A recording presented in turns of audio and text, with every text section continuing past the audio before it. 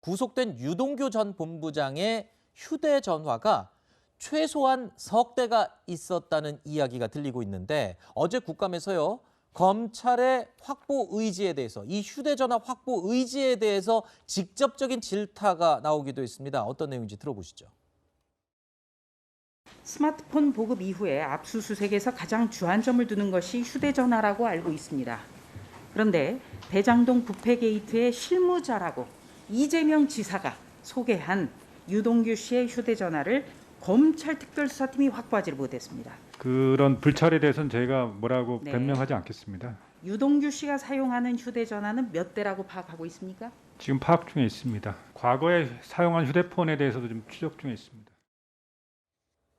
자, 유동규 씨의 이 휴대전화의 행방, 이 부분이 또 검찰이 과연 수사 의지가 있는 것이냐라는 의구심을 불러일으키는 부분 가운데 하나인데요. 검찰이 유동규 전 본부장이 창밖으로 던졌다는 그 휴대전화를 9일 동안 찾았는데 못 찾았다.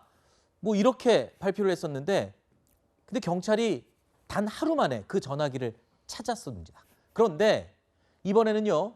이 유동규 씨가 그 경찰이 찾은 전화기 말고 그 이전에 쓰던 옛날 전화기, 그러니까 대장동 사업 당시에 쓰였던 것으로 추정되는 이 전화기를 경찰이 또 먼저 찾았다라는 YTN 보도가 나왔습니다. 자, 이 정도가 되면은 글쎄요.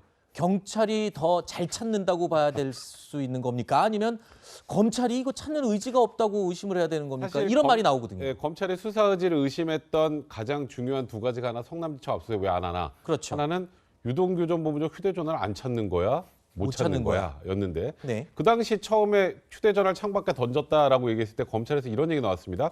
아, 우리가 CCTV 확인해 보니까 창문이 열린 적이 없었다. 근데 결론적으로 던진 거 맞잖아요. 네. 그리고 그동안 과연 휴대폰을 지금 찾고는 있는 건가 이런 생각이 들었는데 경찰의 수사배당 하루 만에 여기 있습니다로 바로 찾았어요. 네.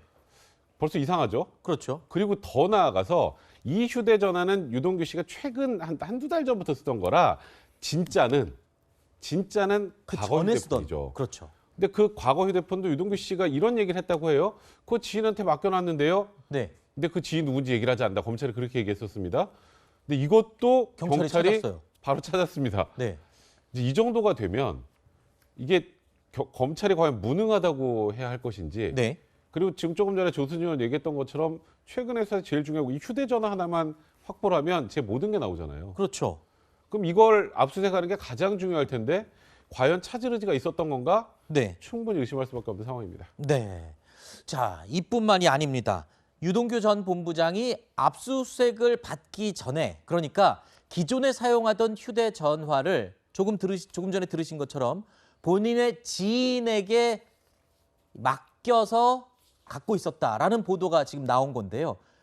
얼마나 중요하길래 지인에게 이 전화기를 맡겼겠습니까? 그런데 해당 정보를 입수한 경찰이 오늘 압수수색 영장을 검찰에 신청하려고 했었는데 검찰이 오늘 그 장소를, 경찰이 먼저 파악했다는 그 장소를 검찰이 오늘 압수수색을 해서 그 전화기를 찾아냈다는 겁니다. 자, JTBC 보도에 따르면요. 경찰 측에서는 이 검찰이 이 경찰 정보를 가로챈 거다라는 이야기가 내부에서 흘러나오고 있다라고 하는 건데 일단은 검찰 측에서는 부인하고 있습니다. 예. 그렇죠. 그런데 지금 상황이 네.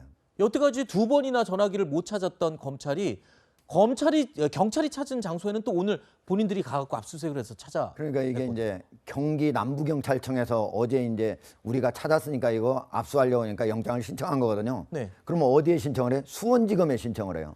근데 수원지검에서 어떻게 해요? 지금 수사는 서울중앙지검에 하고 있잖아요. 네. 근데 야 이거 우리가 하려고 하는 거니까 놔둬라 하고 오늘 한 거거든요. 네. 그러면 우리가 생각을 해보면 만약에 서울중앙지검에 신청을 했다고 하면은 네. 야 이거 우리 알고 있어 우리가 하려고 지금 하는 거니까 가만히 있어 이렇게 하는 게 좀 상식적으로 납득이 되는데 네. 수원지검에 했는데 수원지검은 알지도 못할 거 아니에요 이게 네. 검찰이 하고 있는지 없는지. 근데 어쨌든 수원지검에서 야 그거 놔둬 하고 오늘 이제 서울중앙지검에 지금 현재 압수수색 나간 거란 말이에요. 그러니까 혹시 이렇게 의심할 수 있는 거예요. 아 수원지검이 서울중앙지검에 이거 정보 알려준 거 아니냐. 그러니까 야 그거 놔두라고 해 우리가 할 테니까 이렇게 한 거 아니냐. 이게 충분히 의심을 할 수 있는 건데 뭐 그런 저런 어떤 논란과 상관없이 수사는 한 곳에서 하는 게 네. 효율적입니다. 지금 현재 유동규 씨의 휴대전화는 3개로 추정이 됩니다. 한 개는 이미 확보됐고 네. 오늘은 한 개가 지금 되는 거고 아직 한 개 확보 안 된 게 있어요. 그러니까 빨리 누가 찾더라도 모두 서울중앙지검에서 한꺼번에 해서 하는 게 네. 수사의 효율성 당 낮다고 봅니다.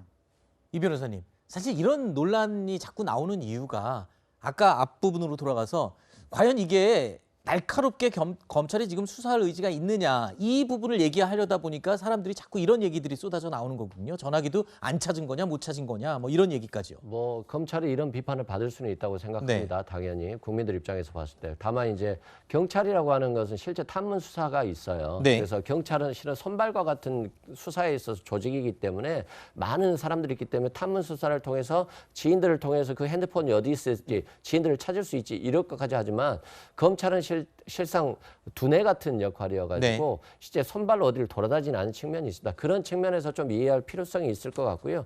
다만 이제 최근에 검찰이 됐든 뭐 고발 사주 의혹이 됐든 관련자들 모두 다 핸드폰 비밀번호를 교체하든가 핸드폰을 교체하고 있거든요. 네. 그런 측면에서 피의자들이 이제는 굉장히 지능이 좋아져서 다 자신의 방어권을 위해서 자신의 핸드폰을 숨기는 그런 경향이 있다는 측면도 어쩔 수 없는 부분이 있는 것 같습니다. 알겠습니다.